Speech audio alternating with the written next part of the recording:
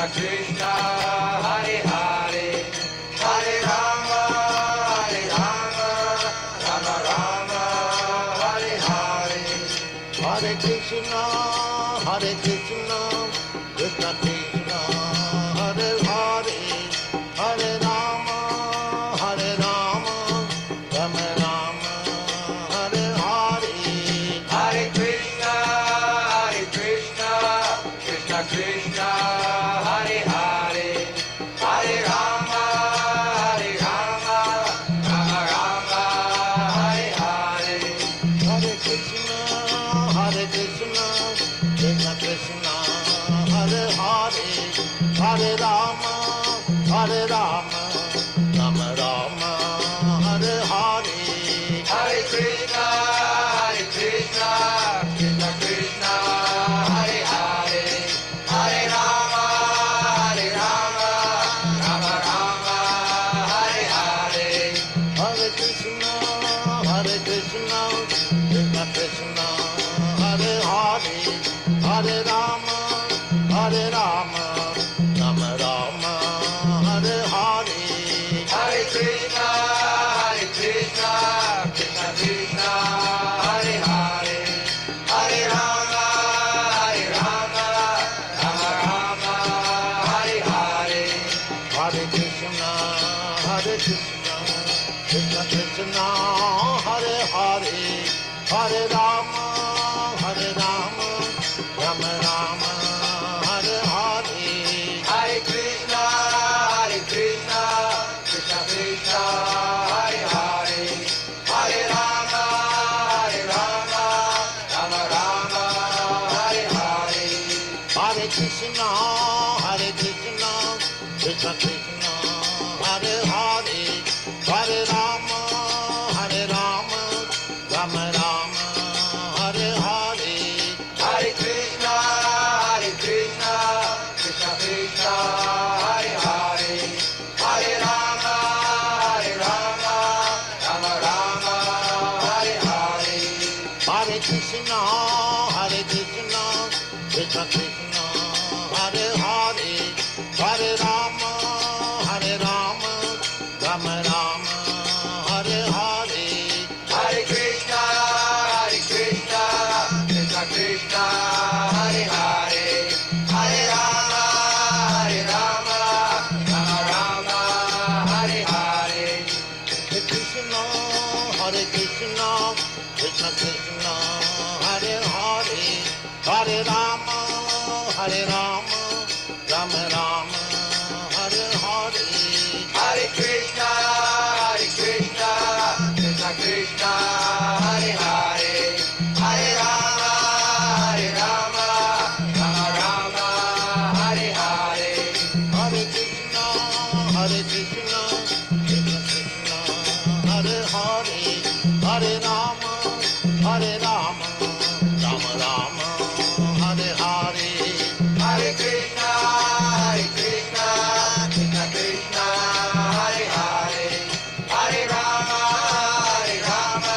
Rama Rama, Hare Hare.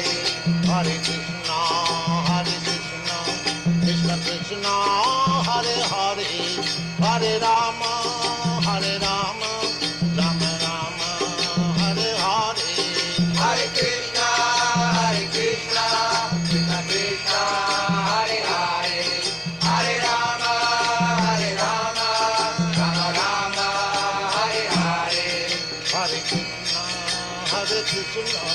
Krishna Krishna, Hare Hare, Hare Rama,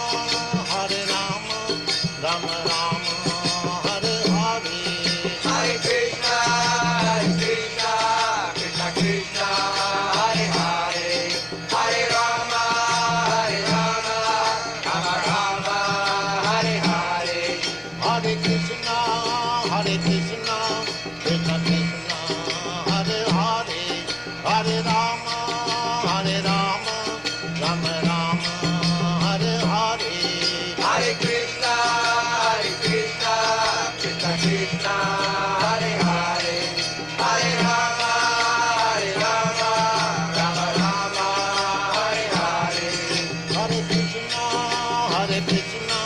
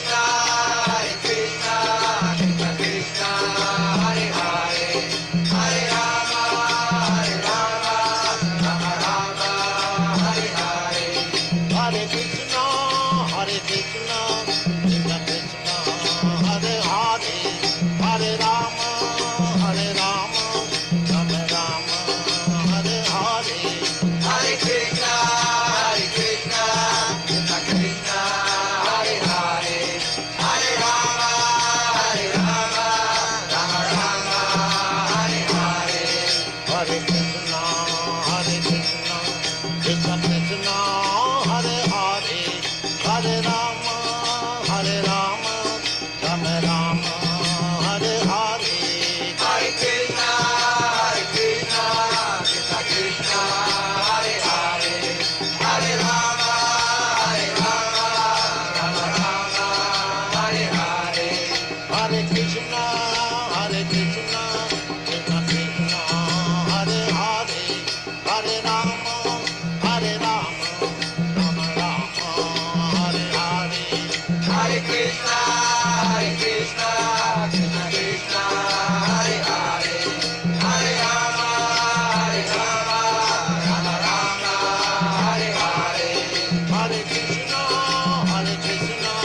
Krishna Krishna, Hare Hare, Hare Rama, Rama Rama, Hare Hare. Hare Krishna, Krishna Krishna, Hare Hare, Hare Rama, Rama Rama, Hare Hare. Hare Krishna, Krishna Krishna, Hare Hare, Hare Rama, Rama Rama, Hare Hare. Hare Krishna, Krishna Krishna, Hare Hare, Hare Rama, Rama Rama, Hare Hare. Hare Krishna, Krishna Krishna, Hare Hare, Hare Rama, Rama Rama, Hare Hare. Hare Krishna, Krishna Krishna, Hare Hare, Hare Rama, Rama Rama, Hare Hare. Hare Krishna, Krishna Krishna, Hare Hare, Hare Rama, Rama Rama, Hare Hare. Hare Krishna, Krishna Krishna,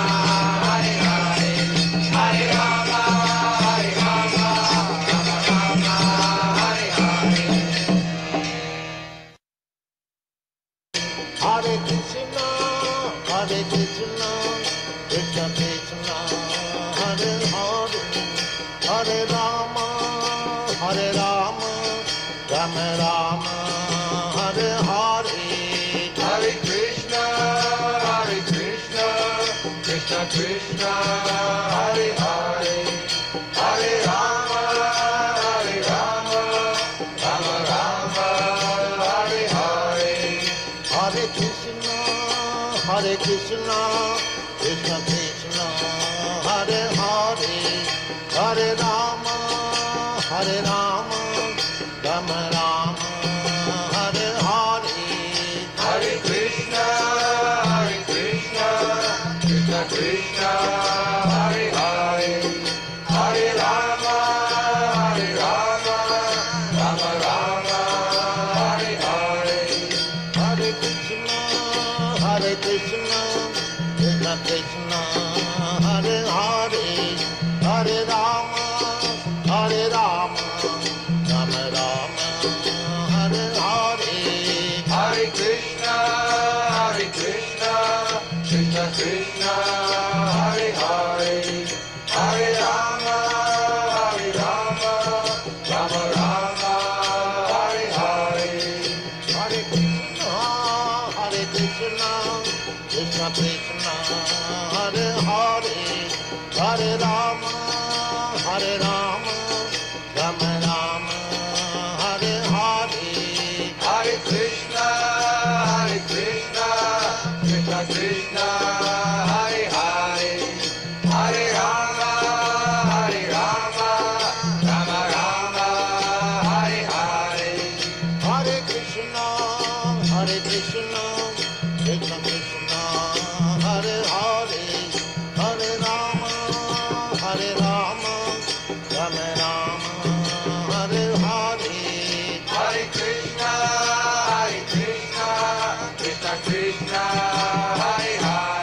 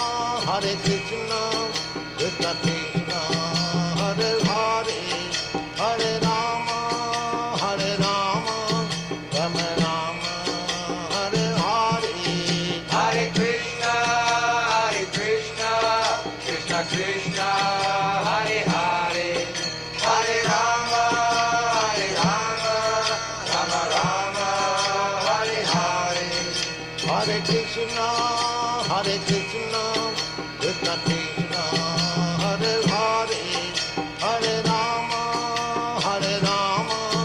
Rama Rama, Hare Hare. Hare Krishna, Krishna Krishna, Hare Hare, Hare Rama, Rama Rama, Hare Hare. Hare Krishna, Krishna Krishna, Hare Hare, Hare Rama, Rama Rama, Hare Hare. Hare Krishna, Krishna Krishna, Hare Hare, Hare Rama, Rama Rama, Hare Hare. Hare Krishna, Krishna Krishna, Hare Hare, Hare Rama, Rama Rama, Hare Hare. Hare Krishna, Krishna Krishna, Hare Hare, Hare Rama, Rama Rama, Hare Hare. Hare Krishna, Krishna Krishna, Hare Hare, Hare Rama, Rama Rama, Hare Hare. Hare Krishna, Krishna Krishna, Hare Hare, Hare Rama, Rama Rama, Hare Hare. Hare Krishna, Krishna Krishna, Hare Hare, Hare Rama, Rama Rama, Hare Hare. Hare Krishna, Krishna Krishna, Hare Hare, Hare Rama, Rama Rama, Hare Hare. Hare Krishna, Krishna Krishna, Hare Hare, Hare Rama, Rama Rama, Hare Hare. Hare Krishna, Krishna Krishna, Hare Hare, Hare Rama, Rama Rama, Hare Hare. Hare Krishna, Krishna Krishna, Hare Hare, Hare Rama, Rama Rama, Hare Hare. Hare Krishna, Krishna Krishna, Hare Hare, Hare Rama, Rama Hare Hare. Hare Krishna, Krishna Krishna, Hare Hare, Hare Rama, Rama Rama, Hare Hare. Hare Krishna, Krishna Krishna, Hare Hare, Hare Rama, Rama Rama, Hare Hare. Hare Krishna, Krishna Krishna, Hare Hare, Hare Rama,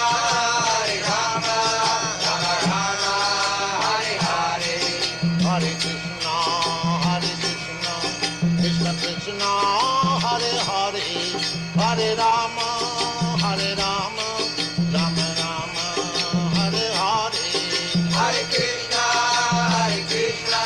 Krishna Krishna, Hare Hare, Hare Rama, Rama Rama, Hare Hare. Hare Krishna, Krishna Krishna, Hare Hare, Hare Rama, Rama Rama, Hare Hare. Hare Krishna, Krishna Krishna, Hare Hare, Hare Rama, Rama Rama, Hare Hare. Hare Krishna, Krishna Krishna, Hare Hare, Hare Rama, Rama Rama, Hare Hare. Hare Krishna,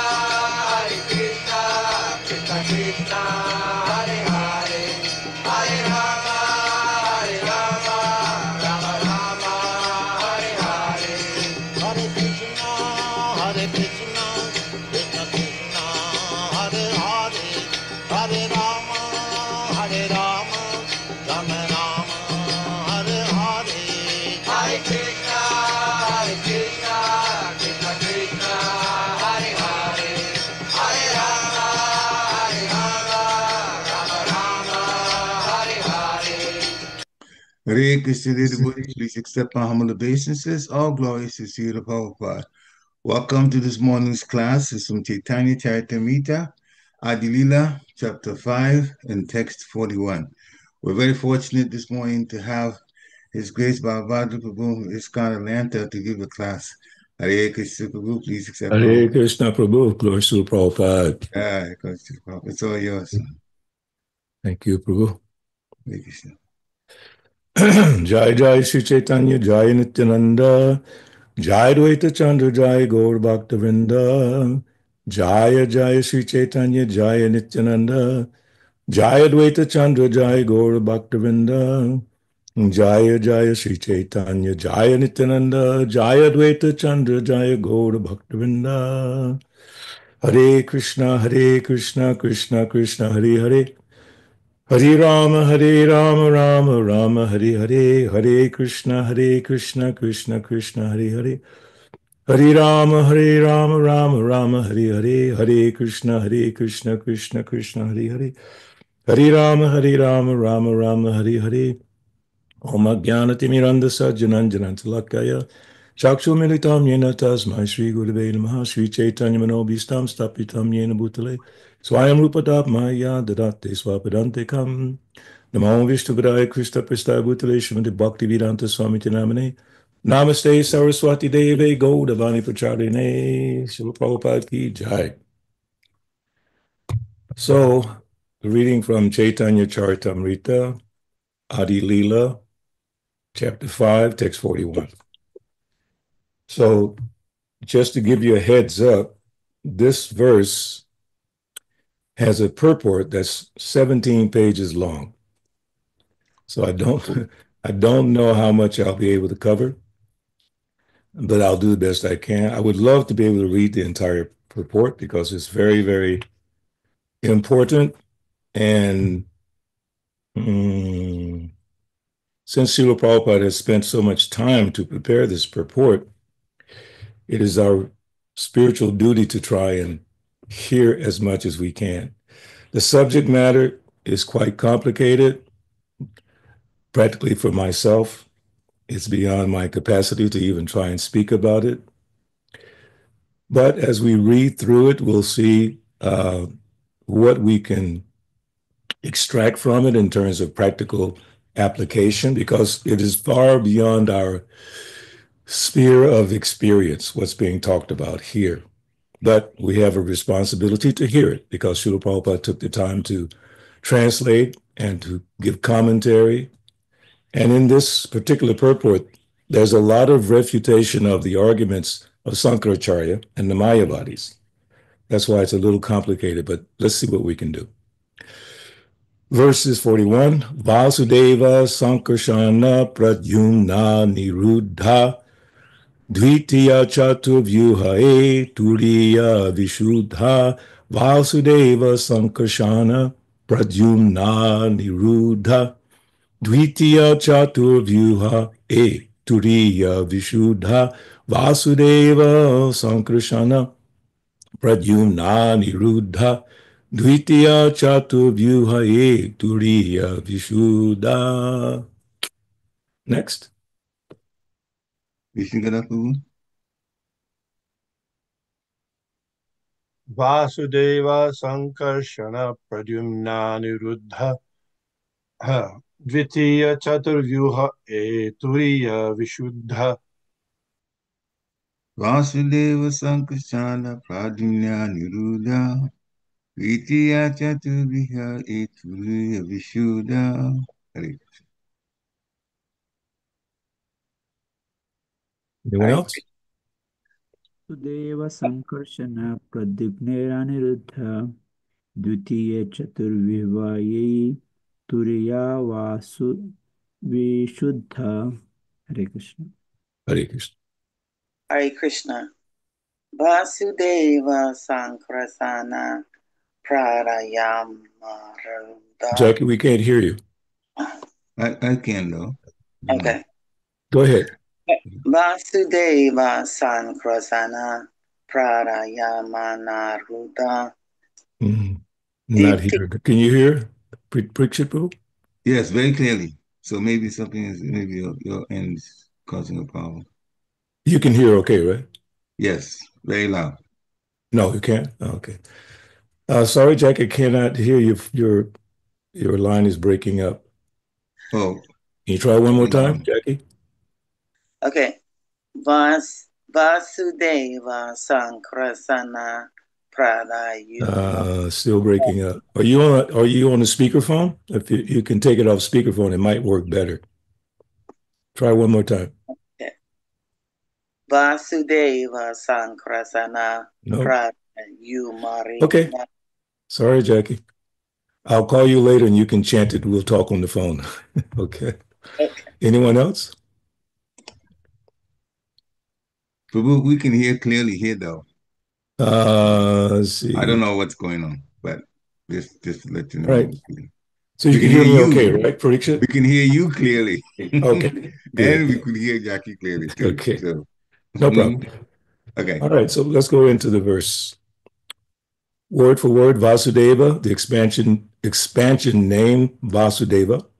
Saṅkarṣaṇa, the expansion name Saṅkarṣaṇa. Pradyumna, the expansion named Pradyumna. Aniruddha, the expansion name Aniruddha. Dvitīya, catur-vyūha, the second quadruple expansion. This, turīya, transcendental. Viśuddha, free from all material contamination. Translation and purport by His Divine Grace, A.C. Bhaktivedanta Swami Srila Prabhupada. Vāsudeva-saṅkarṣaṇa-pradyumna and Aniruddha constitute this second quadruple. They are purely transcendental. Purport. Sripad Saṅkaracharya has misleadingly explained the quadruple form, catur-vyūha, in his interpretation of the 42nd aphorism of chapter 2 of the second kanda of the Vedanta Sutra, Upat Yashambhavat, in verses 41 through 47 of this chapter of Sri Chaitanya Charitamrita. Srila Krishnadas Kaviraj Goswami answers Sripad Saṅkaracharya's misleading objections to the personal feature of the Absolute Truth. The Supreme Personality of Godhead, the Absolute Truth, is not like a material object that can be known by experimental knowledge or sense perception. So that was the first point that I underlined that stuck out to me. It cannot be understood by experimental knowledge or sense perception. So that's setting the stage for the entire purport, which I said is 17 pages. In the Narada Pancharatra, this fact has been explained by Narayan himself to Lord Shiva. But Shankaracharya, the incarnation of Shiva, under the order of Narayan, his master, had to mislead the monists who favor ultimate extinction. In the conditioned stage of existence, all living entities have 4 basic defects, of which one is the cheating propensity. Shankaracharya has carried this cheating propensity to the extreme to mislead the monists. Excuse me. Actually, the explanation of the quadruple forms in the Vedic literature cannot be understood by the speculation of a conditioned soul. The quadruple forms should therefore be accepted just as they are described. The authority of the Vedas is such that even if one does not understand something by his limited perception, he should accept the Vedic injunction and not create interpretations to suit his imperfect understanding. In his Sariraka Bhasya, however, Shankaracharya has increased the misunderstanding of the monist. The quadruple forms have spiritual existence that can be realized in Vāsudeva-sattva, Shuddha Sattva, or unqualified goodness, which accompanies complete absorption in the understanding of Vasudeva. The quadruple forms, who are full in the 6 opulences of the Supreme Personality of Godhead, are the enjoyers of the internal potency. thinking the absolute personality of Godhead to be poverty-stricken or to have no potency, or in other words, to be impotent, is simply rascaldom. This rascaldom is the profession of the conditioned soul, and it increases his bewilderment. One who cannot understand the distinctions between the spiritual world and the material world has no qualification to examine or know the situation of the transcendental quadruple forms. In his commentary on Vedanta Sutra 2.2.42 to 45, His Holiness Sripad Saṅkarṣaṇa has made a futile attempt to nullify the existence of these quadruple forms in the spiritual world. Saṅkarṣaṇa says, Sutra 42, that devotees think the Supreme Personality of Godhead, Vāsudeva, Sri Krishna, to be one, to be free from material qualities, and to have a transcendental body full of bliss and eternal existence. He is the ultimate goal of the devotees who believe that the Supreme Personality of Godhead expands himself into 4 other eternal transcendental forms: vāsudeva-saṅkarṣaṇa-pradyumnā and Aniruddha. From Vāsudeva, who is the primary expansion, come Saṅkarṣaṇa, Pradyumna, and Aniruddha, in that order. Another name of Vāsudeva is Paramatma. Another name of Saṅkarṣaṇa is Jiva, the living entity. Another name of Pradyumna is mind. And another name of Aniruddha is Hankar, false ego. Among these expansions, Vāsudeva is considered the origin of the material nature. Therefore, Saṅkaracharya says that Saṅkarṣaṇa, Pradyumna, and Aniruddha must be creations of that original cause. Great souls assert that Narayan, who is known as the Paramatma or Supersoul, is beyond material nature, and this is in accordance with the statements of the Vedic literature. Mayavadis also agree that Narayan can expand himself in various forms. Shankara says that he does not attempt to argue that portion of the devotee's understanding, but he must protest the idea that Saṅkarṣaṇa is produced from Vāsudeva, Pradyumna is produced from Saṅkarṣaṇa, and Aniruddha is produced from Pradyumna. For if Saṅkarṣaṇa is understood to represent the living entities created from the body of Vāsudeva, the living entities would have to be non-eternal. The living entities are supposed to be freed from material contamination by engaging in prolonged temple worship of the Supreme Personality of Godhead, reading Vedic literature, and performing yoga and pious activities to attain the Supreme Lord. But if the living entities had been created from material nature at a certain point, they would be non-eternal and would have no chance to be liberated and associated with the Supreme Personality of Godhead. When a cause is nullified, its results are nullified. In the second chapter of the Vedanta Sutras, second Kanda, Acharya Veda Vyas has also refuted the conception that the living beings were ever born. Natma Shuter Nityatwach Cha Tabhya. Because there is no creation for the living entities, they must be eternal. So let's take a look at that one point, which is very, very important, because there are some who try to ascertain where the living entity came from. When did he begin? Of course, Krishna says in the Bhagavad Gita, Natvebaham jatu na sam aham ne me janadipa. Never was there a time, Krishna says, that I did not exist, nor you, Arjuna, nor all the kings on the Kurukshetra battlefield. Eternal. So some persons say living entity fell from the Brahmajyoti, originated from there. Some may have other ideas, but here is conclusive.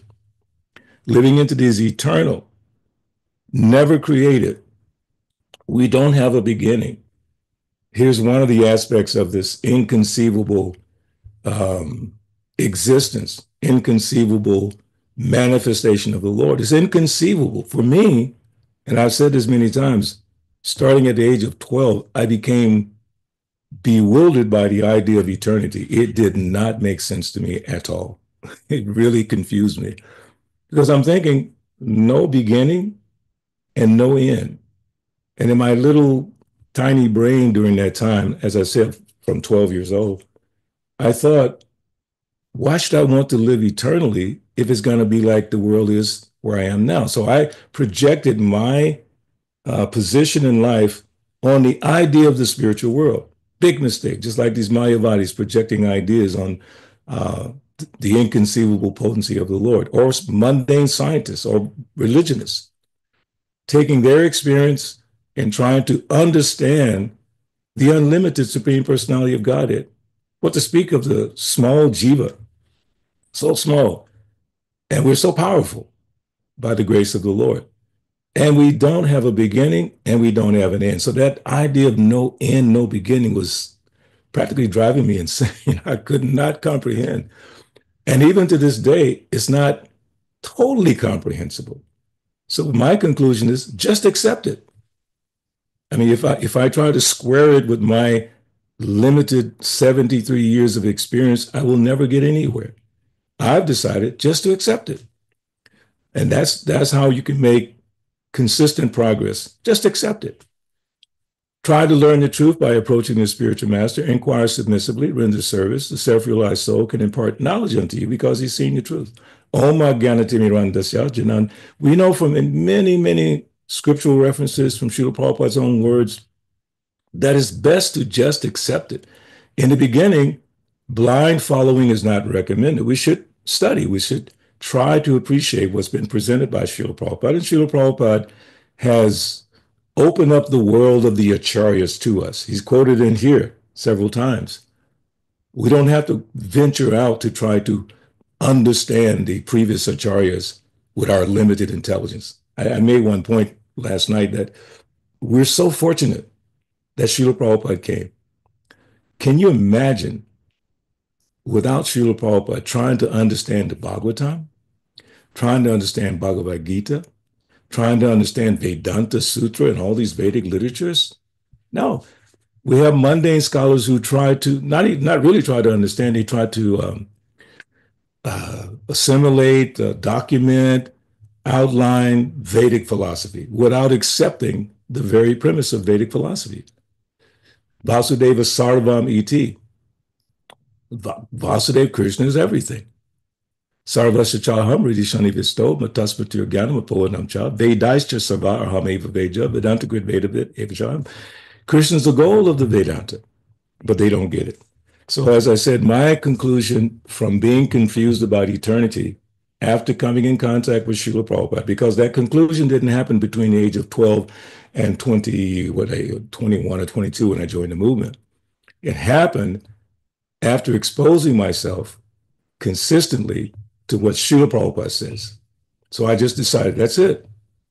I'll accept what he says. I don't think Prabhupada had the intention to lie to us, to come to America at the age of 70 and just lie to us, to attract people, to worship him, to get money. No. We should not even think for 1 second. So, as I said before, we have a choice to fully accept Srila Prabhupada or partially accept him.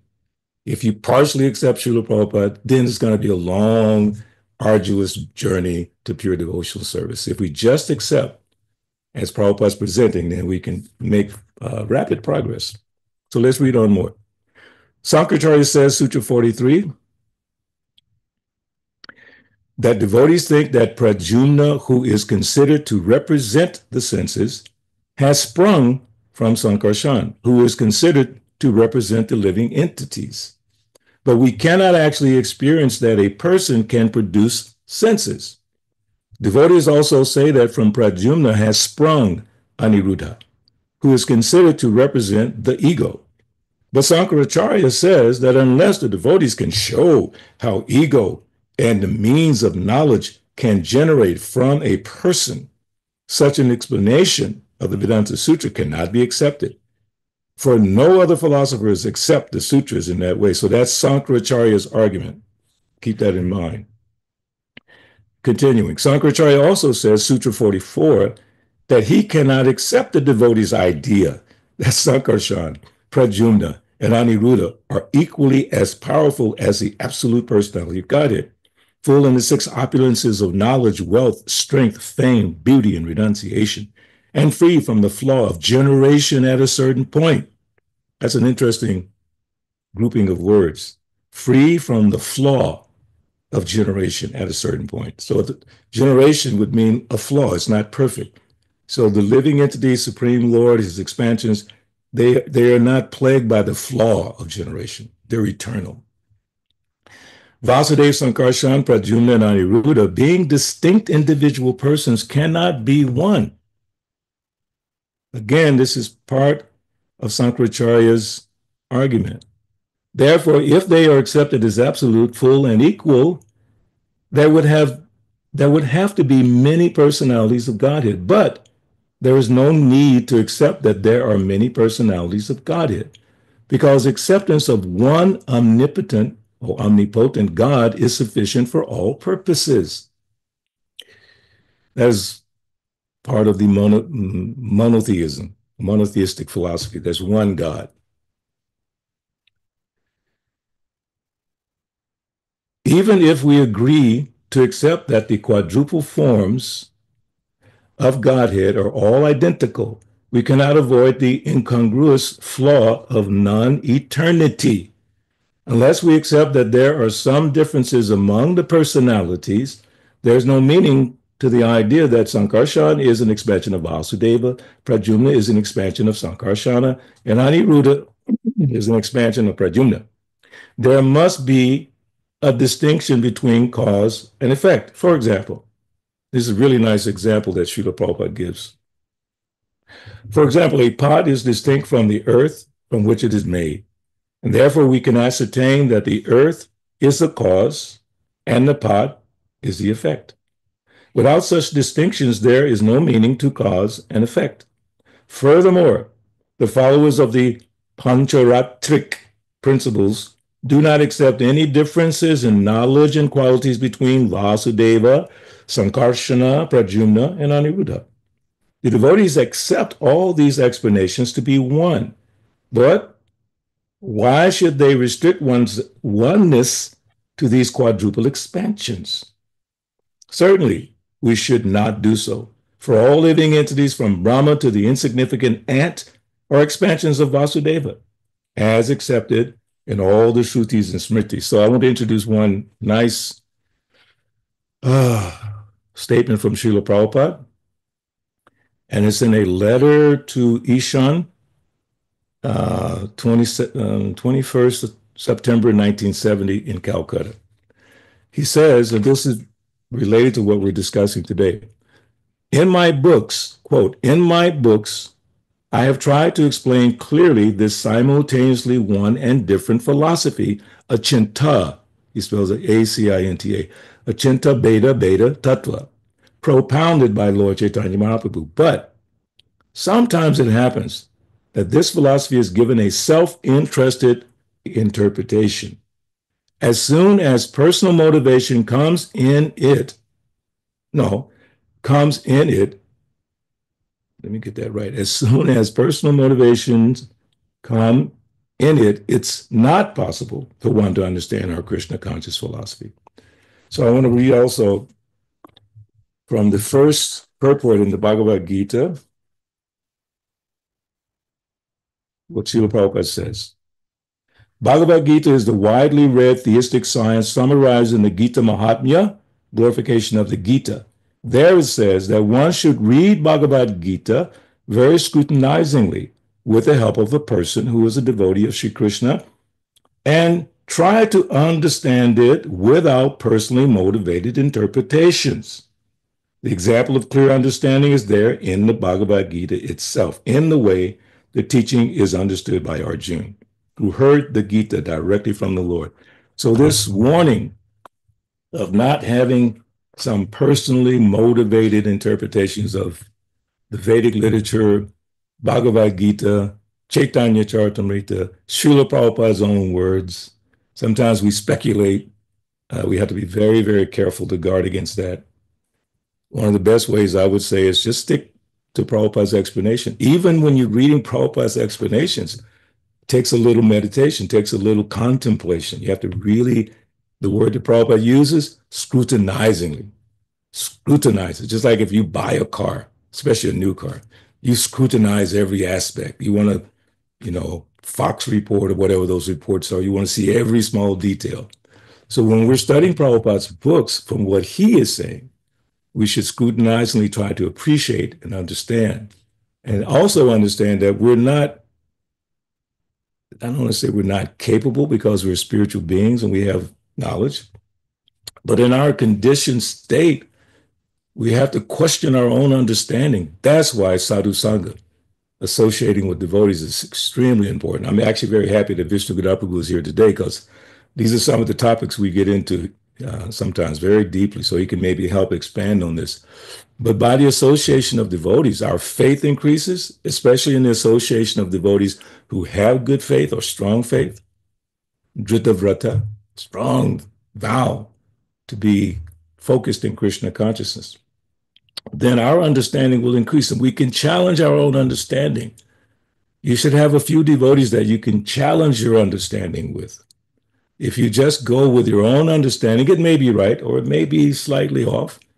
But when you communicate and discuss with devotees, you'll find you might hear something from them that might enhance your understanding because it's a progressive process. Krishna consciousness is not stagnant. How does it progress? Te sam satata yuktanam bhajyatam pritipurvakam dadami buddhi yogantam yenamamu puyanti te. By rendering service with love, we get understanding. That means it keeps increasing. It's not like stagnant because the spiritual existence is unlimited. How could it be stagnant? We should be learning something new every day by the revelations of the Lord, giving us understanding by virtue of our service mentality, by virtue of keeping a humble mentality, not seeking glorification from others, being satisfied with that. No, our goal should be to please the Supreme Lord under the direction of the bona fide spiritual master.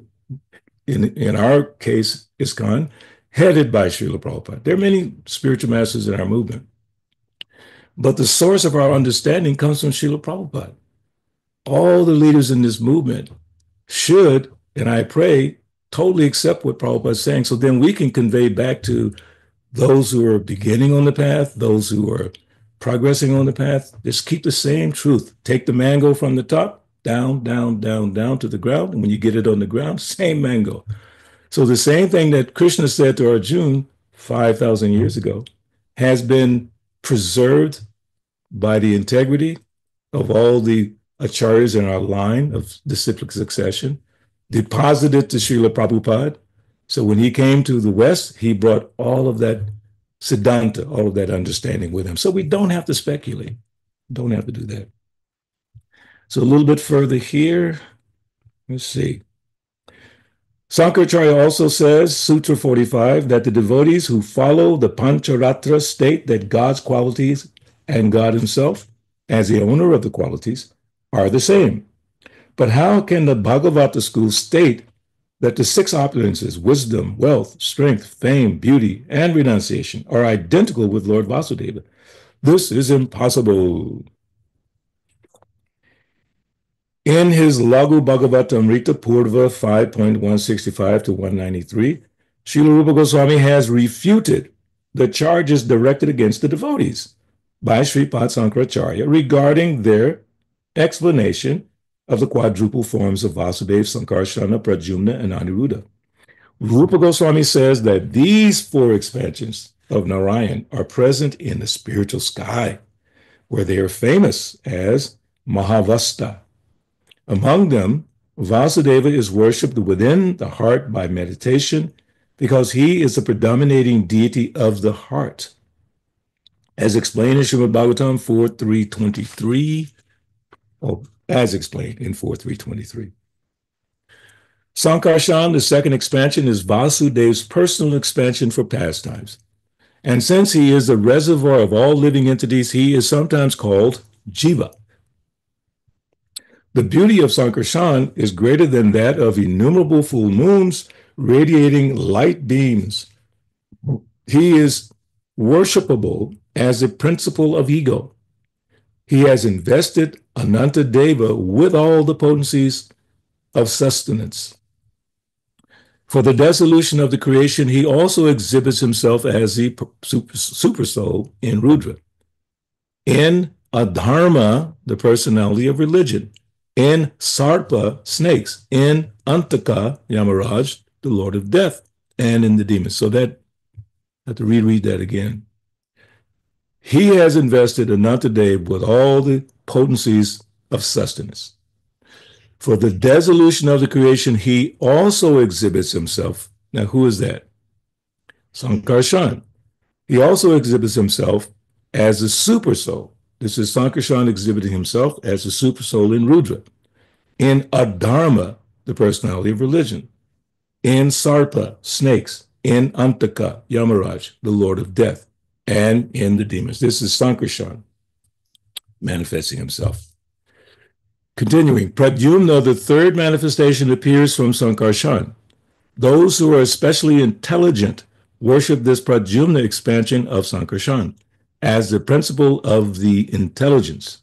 The goddess of fortune always chants the glories of Pradyumna in the place known as Ilavrita Varsha. And she always serves him with great devotion. His complexion appears sometimes golden and sometimes bluish, like new monsoon clouds in the sky. He is the origin of the creation of the material world, and he has invested his creative principle in Cupid. It is by his direction only that all men and demigods and other living entities function with energy for generation. Aniruddha, the fourth of the quadruple expansions, is worshipped by great sages and psychologists as the principle of the mind. His complexion is similar to the bluish hue of a blue cloud. He engages in the maintenance of the cosmic manifestation and is the supersoul of Dharma, the deity of religiosity, the Manus, the progenitors of mankind, and the Devatas, demigods. The Moksha Dharma Vedic scripture indicates that Pradyumna is the deity of the total mind, whereas Aniruddha is the deity of the total ego. But previous statements regarding the quadruple forms are confirmed in the Pancharatra Tantras in all respects. Let's see. In the Laghu Bhagavatamrita Purva 5.86 to 100, there is a lucid explanation of the inconceivable potency of the Supreme Personality of Godhead. Negating Sankaracharya's statements, the Mahavaraha Purana declares, I'll skip the Sanskrit, all the varied expansions of the personality of Godhead are transcendental and eternal, and all of them repeatedly descend to all the different universes of the material world, material creation. Their bodies composed of eternity, bliss, and knowledge are everlasting. There is no chance of their decaying, for they are not creations of the material world. Their forms are concentrated spiritual existence, always complete with all spiritual qualities and devoid of material contamination. Confirming these statements, the Narada Pancharatra asserts the infallible personality of Godhead can manifest his body in different ways according to different modes of worship, just as the Vaidurya gem can manifest itself in various colors, such as blue and yellow. Each incarnation is distinct from all the others. This is possible by the Lord's inconceivable potency, by which he can simultaneously represent himself as one, as various partial forms, and as the origin of these partial forms. Nothing is impossible for his inconceivable potency. So in that regard, or in this regard, I want to share the story of Narada Muni, the cobbler, and the Brahmana, which is really amazing. And this is from Srila Prabhupada's writings, from Raja Vidya, the King of Knowledge. So if you want to go back and study that. So Prabhupada gives this nice story. He says, in this regard, now this is about accepting the inconceivable potencies of the Lord without speculation, without argument. So this story dramatizes or presents in a very clear, easily understandable fashion what it means to have that level of faith.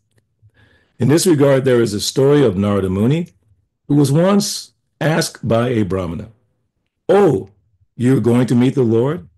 Will you please ask him when I'm going to get my salvation?" Narada Muni says, "All right." Narada agreed, "I shall ask him." As Narada proceeded, he met a cobbler. So now he met the Brahmana, now he's meeting the cobbler. He met a cobbler who was sitting under a tree mending shoes. And the cobbler similarly asked Narada, "Oh, you're going to see God? Will you please inquire of him when my salvation will come?" Now, keep in mind, there's the Brahmana and then the cobbler. The cobbler is working with shoes, leather. I believe the phrase muchi, not very clean profession. And the Brahmana should be very saucham, very clean, very intelligent. So these two persons. When Narada Muni went to the Vaikuntha planets, he fulfilled their request and asked Narayan, God, about the salvation of the Brahmana and the cobbler. And Narayan replied, quote, "After leaving this body, the cobbler shall come here to me," close quote. Narada says, "What about the Brahmana?" Narada asked him. "He will have to remain there for a number of births. I do not know when he is coming." Narada Muni was astonished, and he finally said, I can't understand the mystery of this. Then the Lord says, "That you will see," Narayan said. "When they ask you what I'm doing in my abode, tell them that I'm threading the eye of a needle with an elephant."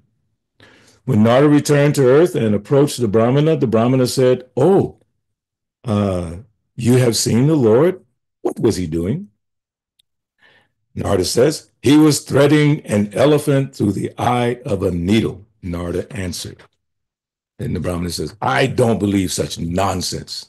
The Brahmana replied. Narada could immediately understand that the man had no faith, that he was simply a reader of books. Narada then left and went to the cobbler, who asked him, "Oh, you have seen the Lord?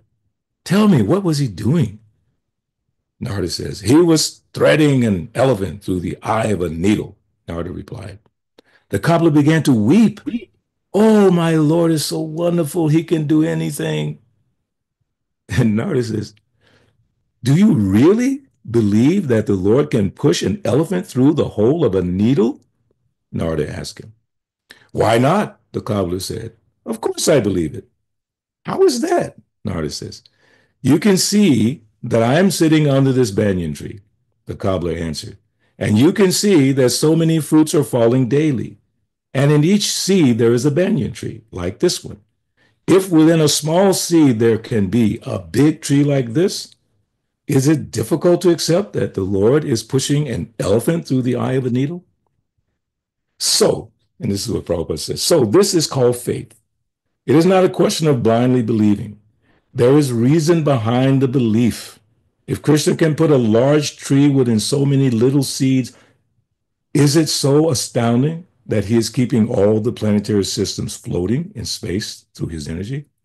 Although scientists may think that the planets are being held in space simply by nature alone, behind nature there is a supreme Lord. Nature is acting under his guidance. From Raja Vijay, Srila Prabhupada's book. So that's really the conclusion, is that having faith in the inconceivable potencies of the Lord. But the argument comes from great personalities like Saṅkarṣaṇa. And Prabhupada said, not just being a reader of books, it's not a question of accumulating knowledge by reading books. That knowledge should bring us to faith. Vāsudeva-saṅkarṣaṇa-pradyumnāniruddha should bring us to the point of understanding Krishna. And in our own lives as devotees, we have to test ourselves. How am I making progress on this path? And fortunately for us in the Bhagavad Gita, chapter 13, verses 8 through 12, 20 qualities of knowledge. And Prabhupada says in the purport, one should have a test. A devotee should have a test. Shouldn't just blindly keep going, see how you're doing. Prabhupada's giving us that option so we can test ourselves. Don't wait till you have to take the test for Bhakti Shastri or this thing or that thing. Take the test every day. And those 20 qualities, beginning with humility. Second, pridelessness. Amanitam, adambitam. We have to see how we're doing. In order to make spiritual progress with this knowledge, we have to be humble. And what does humility mean? Prabhupada says, not being anxious for the satisfaction of being honored by others, which means we're probably going to be dishonored more than honored. Probably. So we don't look for that. We're not happy. We shouldn't be happy when everyone's glorifying us. Or even worse, waiting for that. Arranging your activities so others will appreciate it, all that. That's fine. If someone does, that's their benefit. If someone appreciates the devotee, great. And if they appreciate you, no problem. You accept it on behalf of Srila Prabhupada especially, and you go on. But humility in this process is extremely important. And there are 20 qualities mentioned in chapter 13, verses 8 through 12. So with that foundation, we can start to accept these things that are being presented to us, like the story of the Brahmin and the cobbler. To me, that's just an amazing demonstration of what Krishna consciousness is all about. With intelligence. It's not that the cobbler was less intelligent than the so-called Brahmana. The Brahmana has a lot of book knowledge, a lot of scholarly understanding, but the cobbler had faith based on understanding, which he explained. If God can put another banyan tree inside of a seed, why not an elephant through a needle? So how do we use that in our daily function? We just heard about, and I'm sorry, I know there's so much more to read from this, and maybe Pariksha, you might want to check where I stopped, and the next class could be on that. But we've heard so much today about the expansions of the Lord, and you have to go back and look at it again and study it a little bit more to try to understand how does that impact our lives? How can we apply that in our daily lives? The catur-vyūha is so far and removed from our normal experience talking about the expansions of the Lord. So it goes back to the cobbler. Seeing that the Lord has these amazing energies, parasya shaktir vividhaiva shruyate swabhaviki jnana balakriyacha, all these amazing energies, and things are happening. It's not that the Lord has to personally come and touch everything and make it happen. It's happening by his own energy. As Prabhupada explained in another place, he desires, and then the energy provides what he desires. He doesn't have to do it himself. He has energies that will do that. So for us to have the faith that this is true, and another part of that is that without that faith, our activities will be scattershot. It will be, okay, sometimes fired up, sometimes not. But if we keep these things in our mind, as I'm saying, how can we be influenced by what we just read? Well, keeping in mind the Lord's inconceivable potencies, and then accepting what we're reading in Srila Prabhupada's books without argument, without interpretation. Same way as the cobbler. He understood why he had that level of faith.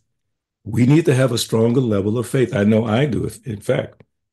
So when I hear something from Srila Prabhupada, I will try my best to implement that in my daily activities, in my chanting, the chanting of the holy names of the Lord. Hare Krishna mantra is non-different from God, non-different. So how much respect do we show that process of chanting? 1 round, 10 rounds, 16 rounds, more than that, some devotees. The respect that we show to that sound vibration that comes from our lips to the ear, and others also get to hear, is extremely important. But if we don't have enough faith in Srila Prabhupada, our chanting will be affected. I can attest to that. Because Prabhupada's telling us on one side how to do, the mindset to do, and giving us access to Lord Chaitanya's Shikshastakam. Once you chant the holy name in a humble state of mind, we all know that. So how much do we really focus on that, which Srila Prabhupada has given us? and then gradually try to implement that in our lives and try to encourage others. The first purpose of ISKCON, to systematically propagate spiritual knowledge to humanity at large. So we study, we imbibe, we apply, and then we try our best to give it to as many people as possible, knowing that they're not going to understand immediately. Sometimes devotees make the mistake of trying to explain things that are so far beyond the experience of the person that they're talking to, even if it's a devotee, like a newer devotee. We should not speak in such a way just to demonstrate how many things we remember, how many verses we remember, how many passages we remember. We should take into account that person's ability to understand. Follow Prabhupada's example. You listen to Srila Prabhupada's lectures from 1966 to the beginning of 70s, very, very basic to the level of understanding, capacity to understand of the people he was talking to, which were in many cases hippies, and sometimes they were coming there off of drugs and all that. But Prabhupada cut through their Maya, like the sun cuts through the clouds. The light of transcendental knowledge cuts through. So all of these things taken into account in our daily lives, the main point that I would express is take it seriously. Take this reading Srila Prabhupada's books seriously. As he said in the beginning of the Bhagavad Gita, scrutinizingly. Go back and look up that word and put it into different contexts and see how powerful that word is and why Prabhupada put that word in the first purport in the Bhagavad Gita, scrutinizingly. It's amazing to me. So I'm going to stop. I apologize I didn't read all the verses, all the explanations, but I'll leave with Parikshit. Maybe you'll put it up for the next person to continue on that. Okay. Hare Krishna, Krishna Krishna, Hare Hare, Hare Ram, Ram Ram, Hare Hare. Hare Bo. Hare Krishna. Thank you very much for this. I was just blown away when you started by warning us that the purport was that long, about 16 pages. And the Srila Prabhupada really, really, really went into very, very detailed explanation. And then it brought Saṅkarṣaṇa also for the help of those who were kind of taken by Saṅkarṣaṇa's teachings. And even talk about why Saṅkarṣaṇa actually was deputed, as an expansion of Lord Shiva to preach like that. Some people want to hear that kind of stuff. Well, all right. That's why all the religions are there too, for the extent that people want to grow, in God consciousness. So, dear devotees, this is the time to unmute yourself. You have questions, you have takeaways, you have, realizations from this that you want to share. Please do so. But before we get started, since we do all respect to Viśuddha Prabhu, a senior here, or one of the seniors, maybe make a comment if he so chooses. And if he doesn't want to, then he'll say it, and others can also. Oh, I should make a comment. Okay. Hare Krishna. If you want to. Well, going along with Balabhadra Prabhu's points, the idea of achintya veda veda tattva is, like described in this purport, is very difficult for people in general to understand. Yes. And not only people in general, but us too. And Lord Chaitanya, when he was preaching on this point, to Sarvabhauma Bhattacharya, and when he first met him, to convert him to be a devotee. And he gave the examples of the dung of an animal. It's considered in the Vedic literature. One place will say it's contaminated, but the dung of a cow is pure. So how is that? And the bone of an animal is impure, but the conch shell, which is the bone of an animal, is kept on the altar. So he gave those examples to demonstrate this idea of simultaneous oneness and difference. When he was preaching to Sarvabhauma Bhattacharya, particularly about this aspect. Yes. Just a nice thing to remember. And, we say that bhakti vedeshu durlabham adurlabham atma bhakto. It's very difficult to understand the Krishna, God, Govinda, by just study of the Vedas, but it is possible. Atma bhakto, by devotion. And sometimes Prabhupada translates devotion, service of the bhakta, or devotion of the soul. So in ISKCON and also in the Gaudiya Math, sometimes people would come and they'd ask questions and they'd say, "Oh, why don't you go wash pots?" Because we can't some of these things we can't understand. We will never understand, but they can be revealed to us. Yes. By through devotional service. But without the devotional service, they cannot be revealed. So that's the washing pots part, or other things. Doesn't have to be just washing pots, but to accept the humble position as being a servant of God, and that's a servant of the spiritual master. That is the criterion the most important criterion for understanding. And in the meantime, if it hasn't been realized, we haven't been enlightened to understand some of these things, just at our current position, then, as you mentioned, just to have faith that, yes, at some point I'll be able to understand, but maybe not now, but at some point. Yeah. So that verse is there, Yasya deve para bhakti yata deve tata guru tashaiti katika yata prakashante mahatmana. To all those people, all those devotees who have implicit faith in the spiritual master and Krishna, then they will be revealed. Maybe not immediately. All the purports, all the implications of the Vedic literature are going to be revealed. Maybe not immediately, but they will be. And so that's what you're talking about. That just an illustration of your point of faith. Your point of faith. So then, the one question I had is, you were talking about how Prabhupada preached to in the early days and even later days, and on a very often a basic level, because that's what they could understand. We could understand. So here, but this is a very advanced, elevated level. Yeah. This purport. So who is this for? Yeah, it's for hearing. That's my conclusions. We try to understand it. I mean, I've read this purport many, many times over the years. And the same thing happens every time I come to it. It's like, wow, this is a long purport, 17 pages. And it's like really, really deep. But just hearing it, since I was studying it yesterday and a little bit this morning, and then reading, it was like nectar. Do I understand all of it? No. But is it sweet and nectarian? Yes. So I would say, even though it is very elevated, but it's also very sweet and purifying. So with that faith, as you're describing, Vishnu, we know at some point, we have the faith that at some point Krishna will reveal things to us. We maybe don't understand it. But if we keep serving, then the Dhammi Buddhi Yoga, Krishna will give us understanding how to come to him by reading these books. So I encourage the devotees, even though it may be hard to read it or understand it, don't worry about that.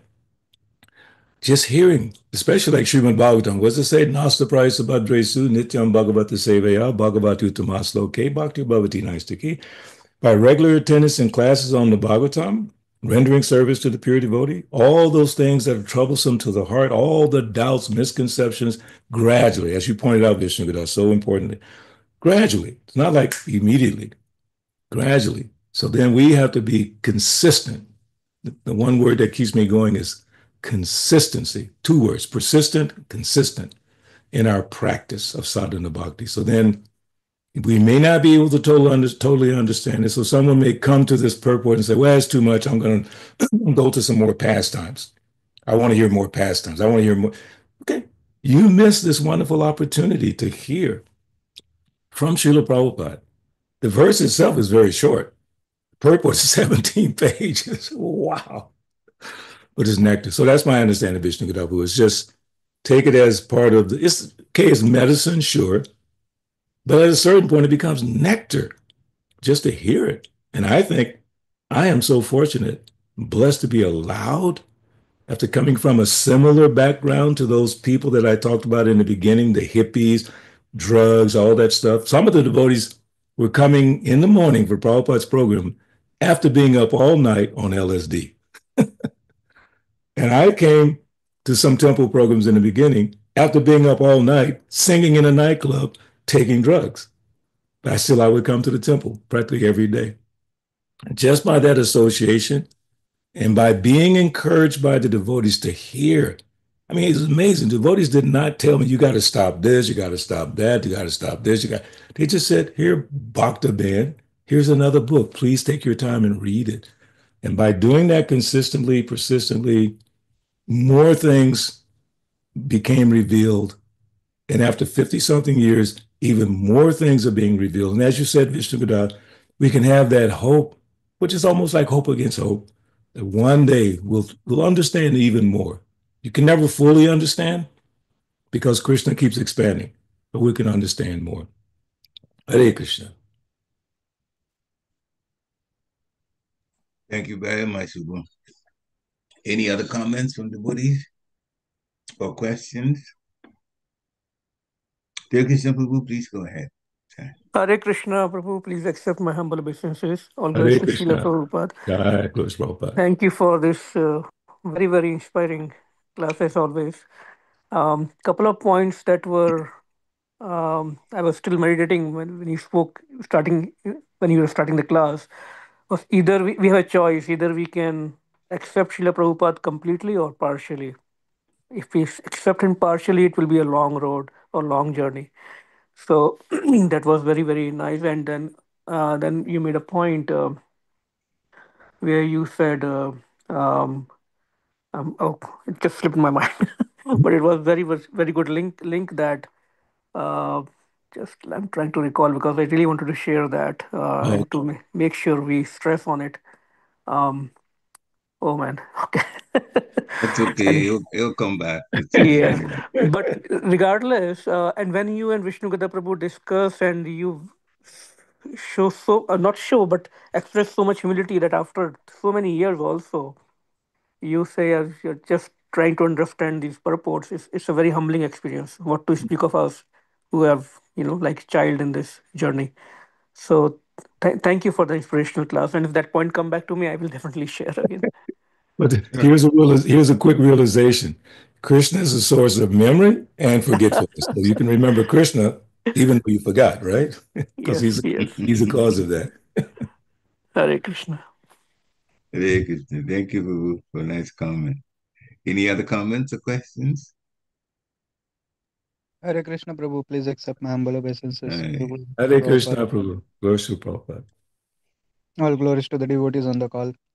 I actually have a small, not a question, but like, would you like to comment on the point you made, like regarding that we should read in the association of devotees and try to check like if my understanding is good. You are making that point. Would you like to elaborate more on that point actually? Yeah, that's a very practical part of my life. Thanks to my senior god brother Vishnu Gada Prabhu, we have a very like an ongoing relationship of sharing realization. Sometimes he'll call me before giving a class and discuss a point that he wants to discuss. Sometimes I'll call him for clarification because instinctively I know that I don't have full understanding.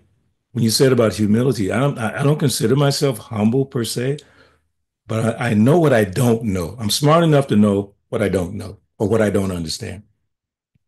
But I'm also smart enough to have these relationships. What's so important to me is that I have relationships, devotees I can call on to guide me. I mean, I had many situations as I'm studying the books, trying to understand. I would call Hridayananda Das Goswami. I would get in touch with Jayapataka Maharaj. I would get in touch with Bhakti Tirtha Maharaj. I can give you a whole list. Swarup Damodar Maharaj, Vishnu Gada Prabhu, Malati Prabhu, whole list of devotees that I reach out to get clarification. Before I adopt any quote unquote innovative new program, for instance, I've been a musician in Krishna consciousness since 1975. And prior to that, I was a musician before Krishna consciousness.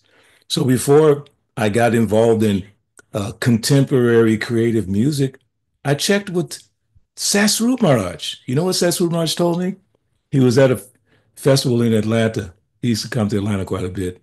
He said, it's so funny because our band had performed that day. So he told me, Balabhadra, you can be a rock star once a year. I was like, wow, what a blessing. Don't think like that every day. Once a year, fine. So my point here is that you've got to have that inner circle. If any of you have any experience with personal development, which is becoming very popular in this kind nowadays, but in the personal development field, they say you have to have an inner circle. So in Krishna consciousness, look at the history. Lord Chaitanya had his inner circle. The different acharyas had their inner circles of people that they would share different aspects of the philosophy, not all of it. The intimate aspects, I believe, Vishnu Gadar, you can correct me. Lord Chaitanya only had 3.5 close associates, right? 3.5. One of which was the half was Sikhi sister. So he would have intimate talks with them. Ramananda Roy, Sarvabhauma Bhattacharya was a whole philosophical exchange, and also Prakashananda Saraswati, not Radha Krishna pastimes, very deep. So my point again, Prabhu, is that you have to have that circle of devotees that you can be open. That's what Rupa Goswami is telling us in his verse about developing love amongst the devotees. Guyam agyati prichati, that you can open your heart to. If you don't have a devotee that you can open your heart to, I'll help you find one, because we really need that. You need to have such a person in your life. So I hope that approaches an answer to your point. And thank you for bringing that up. Okay. Hare Krishna. Hare Krishna, Prabhu. Thank you so much. Thank you. Prabhu. Can you follow up on that one a little bit? Yeah. Please. Yeah, please go ahead. Yeah. So you were also talking about, like, all the devotees, even after being up all night doing different stuff, and still they used to come to morning programs and all these things. So like, do you recommend, or what is your, like, is there like something that we should be doing, or what is the importance of group book reading or hearing together, chanting together in the individual's life? And does it also affect the personal development in that aspect? Yeah. Someone help me remember this verse. Is it Shushu Shro Shodadanasya Vasudeva Ruchi? You remember that one, Vishnu Gadar Prabhu? Yes, you got it. I can't remember the end of it. So. Oh, Shushu Shodadanasya Vasudeva-saṅkarṣaṇa Chan Mahatsevaya Vikra Punya Tirtha Nishevanat. Can you explain that a little bit? Yes, by hearing the Bhagavatam and serving the great souls, Shodadanasya Vasudeva, you get a taste for hearing. You get a taste. And then what is that? Bhagavad Gita. I'll put this one to Prakshit. Machita makata pranas bodhiyantas parasparam katayantas chamam nityam tushanti cha ramante cha. What is that one? Devotees derive great satisfaction and bliss by enlightening one another and discussing about me. So to your point, Prabhu, that's really it.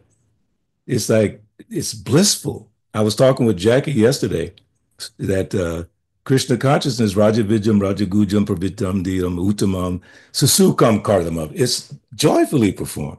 We're supposed to be happy. Where's this sadness coming from, devotees? I mean, it's the joyful process. So by associating with devotees, as you mentioned, Prabhu, having these reading groups. I was in a meeting on Sunday with an organization that I'm part of, and we were discussing about having book clubs and reading clubs, and because Prabhupada's books are part of this organization as well as books from other devotees and some scholars and all that business. But when I was thinking, yes, let's have a Bhagavad Gita reading group, Srimad Bhagavatam reading group. Last point from my side is that back in the day when I was a full-time Sankirtan devotee and Vaishya was in Atlanta and Swarvas was in Atlanta, we were all in Atlanta together. Every Saturday afternoon, after taking a big lunch feast after Sankirtan the whole week, we sat down in a group and read books together. It was, and even sometimes on Sankirtan, when our minds, your mind gets all distracted on Sankirtan sometimes. We would come in the middle of the airport, thousands of people walking around, and we open up a book and read a couple of passages just to bring our minds back. So I'm saying it is critically important to your making advancement in Krishna consciousness to have devotees that you can sit down or whatever on the phone, whatever, and share. One last point. My godbrother, he lives in Tucson, Mahaparana Prabhu, wonderful devotee. He was telling me yesterday, he has 2 times in the day he reads with a devotee. It's in the morning and in the evening. Him and one devotee, not a group. These 2 devotees, and he's a senior Prabhupada disciple, the other person second generation. Every day in the morning they read together and in the evening they read together. I was like, wow. So please make sure you have some devotees that you spend time with and that you discuss the philosophy. Don't talk about all the nonsense that's happening in the world. That nonsense is going to go on anyway. And especially the quote unquote difficult things that are happening in the movement. Not too much of that, okay? Just do it for the sake of trying to help improve the movement. We don't want to tear it down. We want to talk about how we can lift it up. So the main point is make sure you have devotees you can share your feelings in Krishna consciousness and read together. Hare Krishna. Viśuddha made a nice point there. Yeah. You see that message? We have a reading group reading Srila Prabhupada's life teachings and activities for the past 20 years on Thursdays at 7. If anyone would like to join, let me know. Yes. Post that in the group. Yeah, that's nice. I posted in the Atlanta group as well. Yeah. Yeah, I think they're doing Adi Lila now, if I'm not mistaken. But yeah, it's wonderful. Thank you for putting it up here. So now the Buddhists know. Hare Krishna. Hare Krishna. Dear Krishna Prabhu, well, I know you wrote some things, but if you can still talk, that would be good. I was just suggesting so you don't forget. But you can unmute yourself. Yeah, Hare Krishna. Thank you, Prabhu. Yeah, that was a good suggestion. And I kept losing it for some reason. But Anyway. yeah, so another point, Prabhu, in addition to fully accepting Srila Prabhupada versus partially accepting, you also mentioned we must challenge our understanding from what we Yes. hear or study through his books or classes or through these classes, that we should challenge our understanding. And I personally, I realized that sometimes we challenge the teaching with our Yes. existing understanding, not the other way. It should be. Yes. So that stuck to me. So I just wanted to share that. Thank you, Prabhu. Hare No, Krishna. that's important. We critique others, but we don't critique ourselves. Oh, she said, he said, da. But we should, on a regular, almost daily basis, challenge that understanding by reading Prabhupada's books. It's not like you sit back and challenge. I don't understand it. You read the books scrutinizingly. Scrutinizingly means basically you're challenging the assumption or the theory, whatever you're looking at it. So when you're reading Prabhupada's books, you refer to other statements that Prabhupada said, and you just corroborate. That's my phone talking to me. So the point is, it's an ongoing process. Self-evaluation, another one of those new agey terms. Evaluation. It's a wonderful thing. And Prabhupada gives us a license to do that. Bhagavad Gita chapter 13, verses 8 through 12. In the purport, where Prabhupada, he defines humility, and at the end of that part of the paragraph, he says one should have a test. One should, let me just pull it up really, really quick, because I want to get this exact wording, and we'll leave you with that. This is one of the purports that I go back to all the time, 8 through 12. And Prabhupada says, and I quote, yes, give me just 1 second. As for actual advancement in spiritual science, one should have a test to see how far he is progressing. He can judge by these items. As I said, there's 20 items, beginning with humility. pridelessness, nonviolence, tolerance, simplicity. And he elaborates on each one so we don't have to speculate. So he says one should have a test to see how far he's progressing. That means you test yourself. Don't always test others, test yourself to see how you're progressing or how we are progressing. So thank you, Prabhu. Hare Krishna. There's a couple of questions that Jackie Mataji has put on the chat, wanting to know login information for viśuddha Prabhu's group on Thursday. And also she wanted to find out whether there was a group reading Bhagavad Gita that she can join. They're all wonderful. Harrisburg? Yeah. We'll have to get back to you. I think I could do that tomorrow. Harrisburg, when I get the login information. I know you come daily, so I'll just put it on the chat to you. You can send it to me because Jackie's in Atlanta, so we're in touch all the time. Oh, okay, sure. She's one of my Harinam partners, right, Jackie? Yeah. Okay, so we'll do like that. I'll just send it to you. Yeah, just send it. I'll get it to her. Yeah, okay. Haribo, Jackie. Anyone else would like to bring question, share realization? If not, then I'd like to thank all of you, and especially Viśuddha Prabhu and Balabhadra Prabhu, both of you coming on together. It's always very nice to have more lively discussion, broader discussion, in the lecture. So thank you again, and thank you all. So have a wonderful rest of your week. Vanchakalpatarubhascha kripa sindhu bhaevacha patita nam pavnebhyo vaishnavebhyo namo namah. Srila Prabhupada ki jai. Thank you again. Hare Krishna.